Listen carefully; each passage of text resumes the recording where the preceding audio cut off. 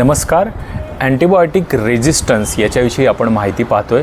तर आपण सुरुवात करूया आयुर्वेदातली एक वनस्पती किंवा औषध म्हणजे लसूण. तर लसणामध्ये जवळजवळ 33 प्रकारचे सल्फरयुक्त घटक असतात, 17 अमायनो ॲसिड्स असतात आणि इतर अनेक प्रकारचे वेगवेगळे रासायनिक काही घटक आहेत की ज्यांना जंतुघ्न असा त्याचा गुणधर्म आहे की जे अँटीमायक्रोबियल अशी त्यांची प्रॉपर्टी आहे.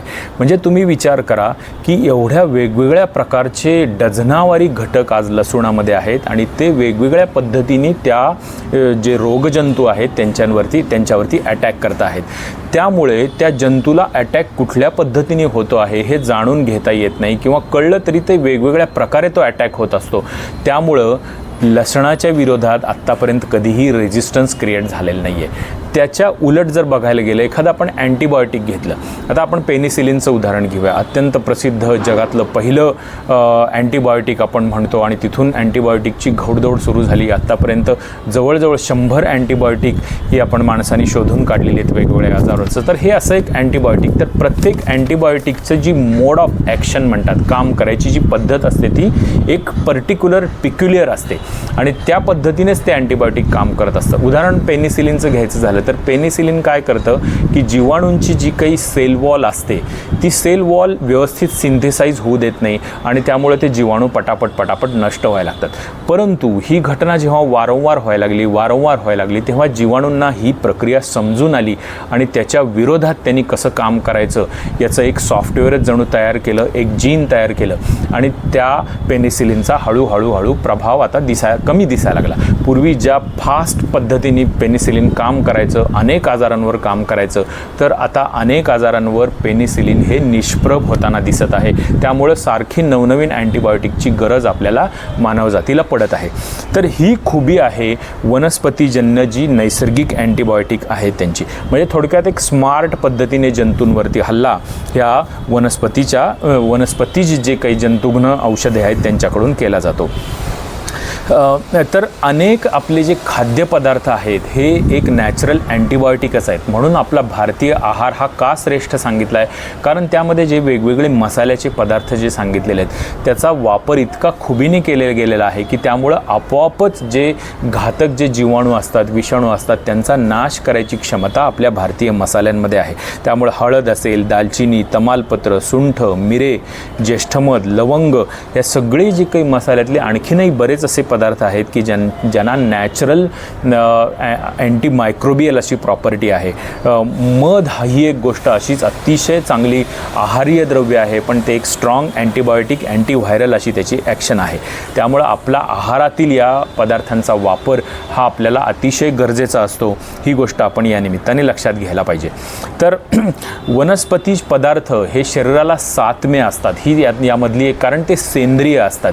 ज्या गोष्टींनी आपली शरीर बनलेले आहे, माणसाचं शरीर बनलेलं आहे, जीवांचं शरीर बनलेलं आहे, त्याच घटकांनी वनस्पती पण बनलेल्या असतात आणि त्यामधलं जे काही एक जिवंतपण आहे, ऑर्गॅनिक जे काही कंपोनंट आहे तो आपल्या शरीराला ज्ञात असतो पिढ्यानपिढ्यापासून, वर्षांपासून. त्यामुळं ही औषधं आपल्याला सातम्य असतात. आपल्याला शरीरामध्ये कुठल्याही पद्धतीचे साईड इफेक्ट जे आहेत हे शरीराला निर्माण करत नाहीत. आपल्या शरीरातले जे काही उपयुक्त बॅक्टेरिया, गट बॅक्टेरिया असतात तो त्यांचा एक फ्लोरा असतो. आपल्या शरीरामध्ये फार मोठी कॉलनी आहे. तुम्हाला माहिती आहे का की आपल्या शरीरामध्ये हे जे फ्रेंडली बॅक्टेरिया असतात हे किती असतात, तर 10 वरती 12 शून्य तुम्ही ठेवा एवढी प्रचंड संख्या आपल्या पूर्ण शरीरामध्ये, वेगवेगळ्या ऑर्गन्समध्ये, विशेषतः आपल्या पचनसंस्थेमध्ये या बॅक्टेरियांच्या मोठ्या कॉलनीज आहेत आणि यांचं आणि आपल्या शरीराचं एक प्रकारचं सिम्बायोसिस किंवा साहचर्य म्हणता येईल. म्हणजे सगळेच बॅक्टेरिया हे रोगकारक नसतात. बहुसंख्य अनेक बॅक्टेरिया हे शरीराला उपकारक असतात, अनेक पद्धतीने आपल्या शरीराला फायदे करत असतात. तर हे जी आपली आयुर्वेदिक किंवा नॅचरल स्वरूपातली जी अँटीबायोटिक्स आहेत ही गट बॅक्टेरिया फ्रेंडली असतात. ती कुठल्याही पद्धतीने या बॅक्टेरियांना हानी पोचवत नाहीत. तर त्यामुळं आयुर्वेदिक जी आहेत ही गोष्टी ज्या आहेत, नॅचरल अँटीबायोटिक्स आहेत, ही शरीराला सातम्य असतात हे आपण सांगितलं. तर गट हेल्थ जी आहे ही कशी महत्त्वाची आहे हे मगाशीच आत्ता आपण सांगितलेलं आहे. अनेक प्रकारचं, पुन्हा मी रिपीट करतो, कारण गट बॅक्टेरिया हा सध्या एक फार मोठा संशोधनाचा भाग आहे. कारण गट बॅक्टेरियामुळे होतं काय, तर अनेक प्रकारचे ऑटोइम्युन डिसीज जे आहेत त्याच्यापासून आपल्याला प्रोटेक्शन मिळतं. डायबिटीस हा जो एक मोठा आजार आहे त्याच्यापासून प्रोटेक्शन, अनेक यकृताचे विकार आहेत, कोलेस्ट्रॉल वाढणं, यासारख्या अनेक गोष्टींची आपल्या शरीरातली जी डिप्लिटेड बॅक्टेरियल कॉलनी जी आहे ते कारण असतं. त्यामुळं गट हेल्थ ही गोष्ट आपण अत्यंत गांभीर्याने घेतली पाहिजे. तर किरकोळ जंतू संसर्गासाठी अँटीबायोटिक घेऊ नये हे मागच्या व्हिडिओमध्ये आपण पाहिलं आहे. तर त्याच्या वानगीसाठी काही आपण आत्ता इथं उदाहरण घेणार आहोत की जबा सर्दी आहे, घसादुखी आहे, खोकला आहे, ताप आहे, जुलाब आहेत. जवळजवळ कुठल्याही OPDमध्ये गेले तर निम्म्याहून अधिक पेशंट हे डे टू डे येणारे जे असतात हे याच तक्रारीचे जनरल प्रॅक्टिशनरकडे येत असतात. तर या आजारांसाठी अँटीबायोटिकचा भडीमार करणं, मनाने अँटीबायोटिक घेणं हे टाळलंच पाहिजे. सर्दी आहे, तुम्ही साधा विचार करा, याच्यामध्ये जायफळाचा किंवा सुंठीचा किंवा वेखंडाचा कपाळावरती लेप लावला, वाफारा घेतला, गरम पाणी पिलं, थंड पदार्थ टाळले तर आपली सर्दी ही बरी होणारच आहे. असं एक मजेने म्हणतात की सर्दीची औषधं घेतली तर तुमची आठवड्यात सर्दी जाते आणि सर्दीची औषधं नाही घेतली तर 7 दिवसात तुमची सर्दी बरी होते, म्हणजे वन अँड द सेम. त्यामुळं काही औषधं व्हायरल असतात, व्हायरल इन्फेक्शन ही सेल्फ लिमिटिंग असतात. फक्त आपल्याला लाक्षणिक त्यावेळेस उपशय मिळणं, त्रास कमी होणं गरजेचं असतं. त्यामुळं अँटीबायोटिक इथं अजिबात घेणं गरजेचं नाही. घशाचा आपल्याला त्रास झाला आहे, घसा खवखवतो, तर त्यावेळेस तुम्ही गरम पदार्थ, गरम सूप आहे, गरम पाणी आहे, हे तुम्ही घोट पीत राहिला, गुळण्या केल्या कोमट पाण्याच्या, त्यामध्ये मीठ टाकून, हळद टाकून त्याच्या गुळण्या केल्या, तर यासारख्या उपायांनी किंवा हळद आणि मध याचं मिश्रण तुम्ही चाटण जर खाल्लं तर घसा हा तुमचा लगेच ठीक होऊ शकतो. आवाजाला विश्रांती देणं, थंड पदार्थ, आंबट पदार्थ, तळलेले पदार्थ नाही खाणं, या साध्या उपायाने तुमचं व्हायरल फॅरेंजायटिससारखी तक्रार कमी होते. खोकल्याच्या बाबतीत सुद्धा आपण कोविडच्या काळामध्ये पाहिलेले की अनेक प्रकारचे ज्येष्ठ मध असेल, अडुळसा असेल, लवंग, दालचिनी, सुंठ यासारख्या घरी मिळणाऱ्या ज्या वस्तू आहेत त्यांचा आपण काढा करून घेतला, घशाला विश्रांती दिली, आराम दिला, गरम पदार्थ पीत राहिलो तर आपला खोकला जाऊ शकतो. आणि सगळ्यात महत्त्वाचं म्हणजे ताप ही गोष्टसुद्धा फार कॉमन आहे. आणि त्याच्यावरती दुसरी एक गोष्ट मी सांगतो की पॅरासिटेमॉलसारखं औषध हे सुद्धा आपण अत्यंत जबाबदारीने घेणं गरजेचं आहे. कारण आपल्याला वाटतं की थोडं अंग कोमट झालं, थोडा 99, 99, 100 ताप असला की लगेच पटापटा एक पॅरासिटेमॉलच्या गोळ्या घेत राहणं, दर 3 तासाला 6 तासाला औषधं मनानेच घेत राहणं, यासारख्या गोष्टी करणं टाळलं पाहिजे. कारण ज्यांना सहन होतो त्यांनी ताप हा जरूर सहन करावा. कारण संशोधनसुद्धा असं सांगतं की ताप हा का येतो बरं शरीराला? जेव्हा शरीरामध्ये व्हायरेमिया किंवा बॅक्टेरियमिया होतो, शरीरामध्ये या रोगकारक जंतूंचं प्रमाण शरीरामध्ये वाढतं, त्यांचे टॉक्झिन्स रक्तात पसरतात, तेव्हा ते पचवणं गरजेचं असतं, ते टॉक्झिन्स नष्ट होणं गरजेचं असतं. त्यामुळे शरीर आपलं तापमान वाढवतं आणि जेव्हा वाढलेलं हे तापमान असतं, हे तापमान हे बॅक्टेरिया किंवा व्हायरसच्या वाढीसाठी, प्रजननासाठी विरोध करणारं असतं. त्यामुळं ताप घालवणं ही सुद्धा एका दृष्टीने अशास्त्रीय पद्धत आहे. ज्यांना ताप, लहान मुलं असतील किंवा ज्यांना तापामुळे फिट्स येण्यासारख्या गोष्टी असतील, अजिबात सहन होत नाही आहे ताप, त्यांनी जरूर घ्यावं औषध तापाचं. परंतु बाकीच्या लोकांनी इतर उपाय आहेत. आयुर्वेद याच्याविषयी अत्यंत सविस्तरपणे आपल्याला सूचना काही देतो.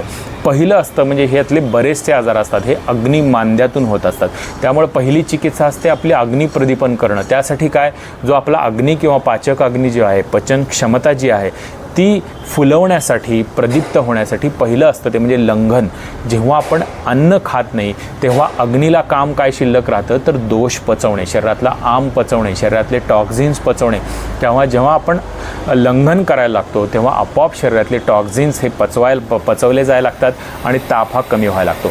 विश्रांती घेणं ही सगळ्यात महत्त्वाची गोष्ट आहे. कारण होतं काय की जेव्हा आपण विश्रांती घेत नाही आणि तसंच तापाची गोळी घेऊन काम ओढत राहतो तेव्हा आपला ताप वाढतो आणि त्याची कॉम्प्लिकेशन्स होतात. मग इन्फेक्शन खालपर्यंत जाईल, मग नंतर अगदी याच्यामुळे ब्रॉन्कायटिस, न्यूमोनिया इथपर्यंत आपला ताप हा किंवा आपली लक्षणं वाढू शकतात. त्यामुळे विश्रांती घेणं हे फार महत्त्वाचं आहे. थोडीशी पातळ द्रव किंवा सूप घेणं, हलका आहार घेणं, साळीच्या लाह्या खाणं यासारखा जर उपाय आपण केले.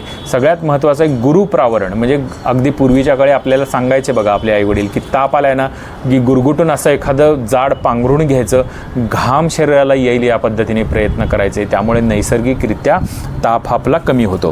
जोडीला मग अगदी सोपी जी सुदर्शन चूर्ण, तालीसादी चूर्ण, सीतोफलादी, कर्पूरादी, लवंगादी अशी वेगवेगळ्या प्रकारची काही चूर्णांची रेंज आहे, काही असवारिष्ट आहेत याच्यामधली की ही जी आपल्याला अँटीबायोटिक न घेता ही आपली ही लक्षणं कमी करायला अत्यंत सक्षम असतात.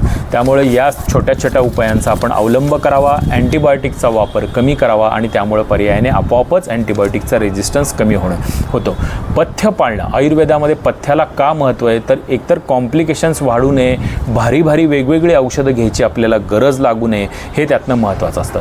इम्युनिटी, व्याधी क्षमत्व हा तर आयुर्वेदाचा अत्यंत एक महत्त्वाचा भाग आहे.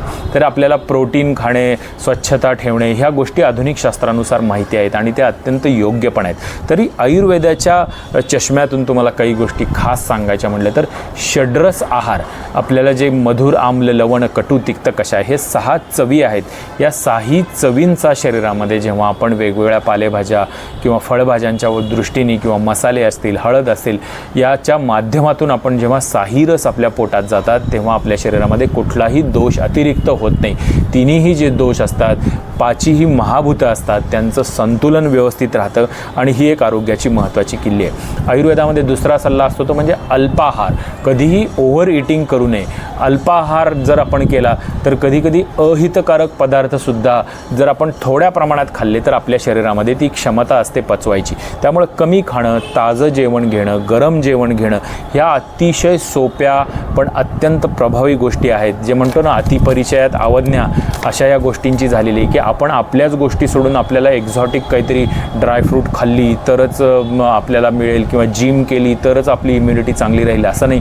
आपल्या डे टू डे ज्या आपल्या आहार विहाराच्या ज्या काही संकल्पना आहेत या अतिशय महत्त्वाच्या आहेत. झोप वेळच्या वेळी व्यवस्थित घेणं, हे जागरण न करणं, दुपारी न झोपणं, यासारख्या अनेक गोष्टी आहेत या महत्त्वाच्या आहेत. प्रकृतीनुसार सुद्धा आयुर्वेदामध्ये सल्ला असतो. हा आयुर्वेदाचं एक वैशिष्ट्य आहे की सब घोडे 12% असा न्याय नाही आहे. वात प्रकृतीचा माणूस आहे ना, तर त्याला स्निग्ध गुण हा शरीरामध्ये आवश्यक आहे. त्यामुळे तीळ, बदाम, अक्रोड, खोबरं, साजूक तूप, खजूर, ड्रायफ्रूट यासारख्या गोष्टी त्यांनी जरूर आहारामध्ये घेणं गरजेचं आहे.